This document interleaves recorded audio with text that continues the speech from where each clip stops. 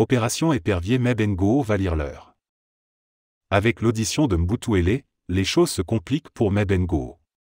Chaque audience qui passe permet de voir un peu plus clair sur le rôle joué par l'ancien ministre de la Défense dans le procès pour détournement de deniers publics, de corruption et de blanchiment aggravé de capitaux actuellement pendant devant le tribunal criminel spécial, TCS, sur la gestion des marchés au ministère de la Défense entre 2009 et 2013.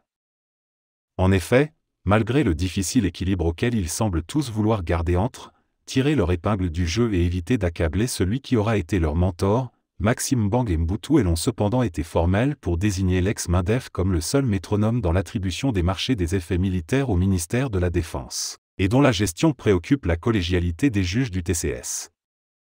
Pressé par ces juges durant près de 45 minutes lors de l'audience du 24 juin dernier, Maxime Mbengo a été contraint de sortir de son silence, pour déclarer que Franchitti lui avait confirmé l'existence effective depuis le DGSN d'un deal de reversement de 10% en faveur de l'ancien ministre pour tout marché attribué à ce prestataire.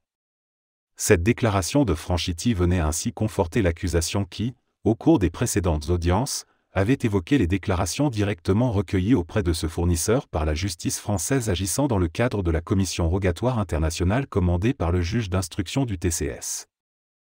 Appelé à répondre aux questions de son conseil à l'audience du 1er juillet dernier, le colonel Mbutuele, tout en niant avoir été arrêté en France en possession d'une mallette pleine d'argent, a déclaré cependant reconnu avoir fait l'objet d'une interpellation suivie d'une garde à vue en France par l'Office central de lutte contre la grande criminalité financière pour, a-t-il précisé, son rôle joué dans l'attribution des marchés attribués à la société Magforce au ministère camerounais de la Défense sous le magistère de Mbengo.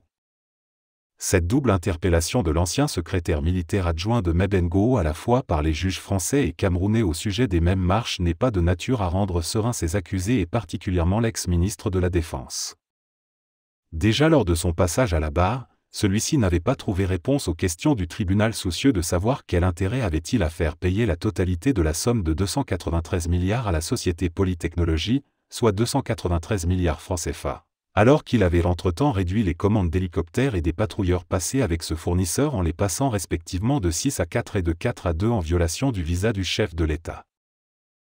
Les mêmes questions demeuraient sans réponse avaient été posées sur l'intérêt, pour cet accusé de facturer à l'État les frais d'assurance et de transport des équipements commandés alors que le contrat avec cette même société était clairement ses frais à la charge du vendeur.